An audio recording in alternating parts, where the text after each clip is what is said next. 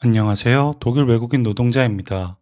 제가 학생 때부터 해서 벌써 세 곳의 독일 회사에서 6년 정도를 일했습니다. 그리고 그 사이에 한 1년 정도는 미국 회사에 속해서 미국 사람들과도 같이 일했었습니다. 그래서 한국에서만 25년 넘게 산 토종 한국인이 외국 회사에서 외국어로 일하면서 느꼈던 저를 포함한 한국 사람들이 많이 하는 실수에 대해서 이야기해 보려 합니다.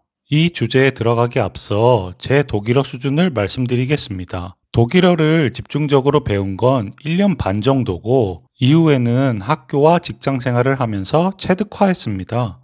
일상생활 대화는 무리 없이 할 수 있지만, 제가 하는 독일어는 완벽한 독일어가 아니고 의사소통이 가능한 수준의 독일어입니다. 또 정말 독일 사람들이 자기 억양으로 빠르게 말하면 못 알아듣는 부분도 꽤 많습니다. 영어도 마찬가지로 독일어와 비슷한 수준입니다.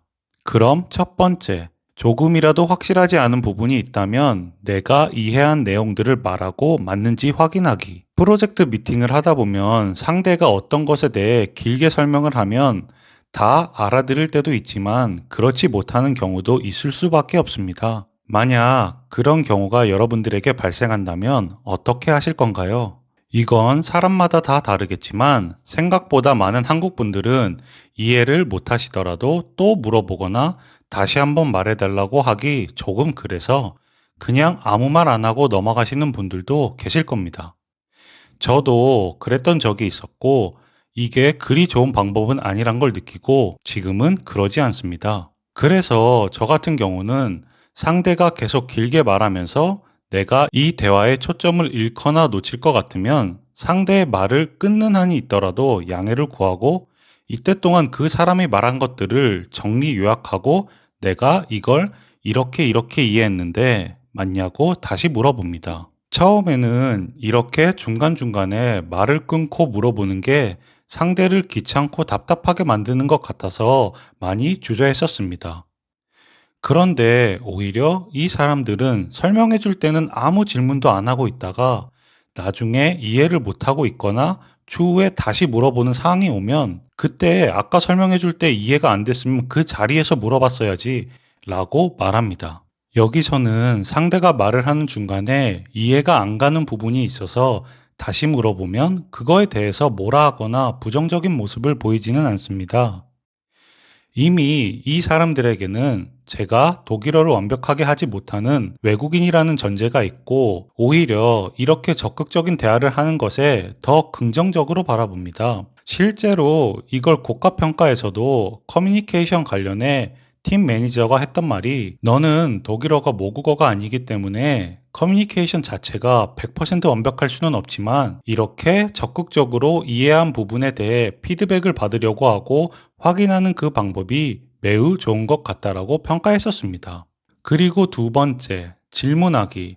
이 부분도 첫 번째의 연장선인데 특히 저를 포함한 한국 사람들이 질문하는 거에 대해 굉장히 어려워하는 모습을 보입니다. 예를 들어, 내가 지금 이 상황에서 이 질문을 하면 바보처럼 보이지 않을까? 아니면 내가 여기서 이 질문하는 게 분위기를 깨트리는 행동이 아닐까? 등등등 있습니다. 저도 이 부분은 일하면서 많이 바뀌었는데 여기에서는 질문에 훌륭한 질문은 있겠지만 그렇다고 반대로 바보 같은 질문이란 건 없습니다. 10번의 질문을 했을 때 그중 한두 번 좋은 질문을 던진다면 그 자체가 지금 이 미팅이나 대화에 높은 기여를 한다고 사람들은 생각합니다. 한국에서는 왜 이렇게 나대? 라고 생각할 수 있지만 여기서는 그런 나대는 모습을 적극적인 모습이라고 여기는 것 같습니다. 그래서 차라리 남이 귀찮아 하더라도 질문을 하는 사람이 모르면서 질문을 하지 않는 사람보다는 훨씬 좋게 바라봐진다고 느낍니다. 그리고 세 번째, 아닌 건 아니라고 확실하게 말하기. 저는 한국 사람들이 때때로 상대의 입장을 너무 많이 생각하고 배려가 많다고 생각합니다. 하지만 이게 일을 할 때는 상황에 따라 오히려 안 좋게 작용할 수가 있습니다. 그래서 저는 오히려 한국 분들이 외국 회사에서 일하신다면 조금 더 이기적으로 행동하는 게 더 좋다고 생각합니다. 하나의 예를 들어보겠습니다.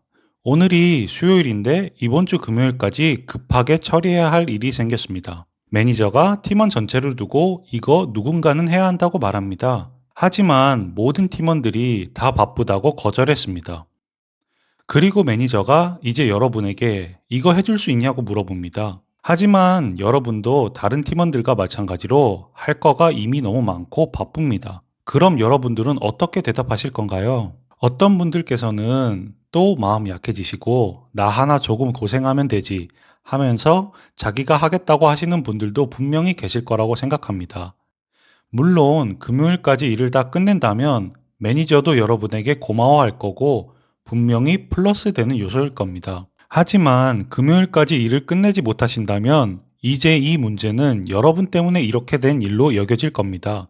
어떻게 생각해 보면 어차피 처음부터 2, 3일 내에 끝내기 어려운 일이었는데 이거 다른 사람들이 안 한다는 걸 내가 해주려고 한 건데 지금 이걸 내 탓이라고 하는 게 말이 되냐라고 생각하실 수 있습니다. 하지만 안타깝게도 여기서는 자기가 하겠다고 한 순간부터 금요일까지 끝내는 게 여러분의 책임이 되는 겁니다. 이거 갖고 매니저한테 너무한 거 아니냐고 말하면 매니저는 분명 그럼 애초에 이거 안 된다고 거절했어야지 이런 식으로 반응할 수 있습니다. 물론 모든 사람이 그러는 건 아니지만 제가 이런 경우를 주변에서 몇 번 봤었기 때문입니다. 너무 계산적이라고 생각하실 수도 있지만 이런 건 애초에 다른 동료들처럼 안 된다고 딱 잘라 말해야 합니다. 왜냐하면 이 일의 시간적 배분을 제대로 못한 건 매니저였고 이건 매니저의 문제지 여러분의 문제는 아니기 때문입니다. 그래서 안 되는 건 안 된다고 확실히 말하는 게 오히려 일을 할 때는 나와 다른 동료 그리고 매니저를 위해 더 깔끔하게 될 수 있기 때문이죠.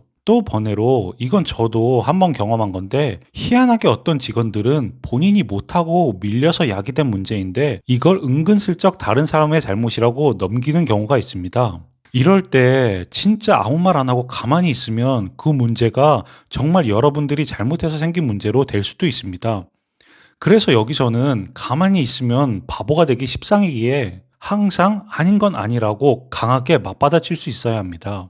제가 위에서 한국 사람들이 일하면서 하는 실수들이란 주제로 몇 가지를 이야기해 보았지만 그래도 항상 느끼는 건 한국 사람들이 전반적으로 성실하고 외국 사람보다 일을 잘하는 건 팩트입니다. 이번 영상은 여기에서 마치는 걸로 하고 여러분의 구독과 좋아요가 영상 제작에 큰 힘이 됩니다. 감사합니다.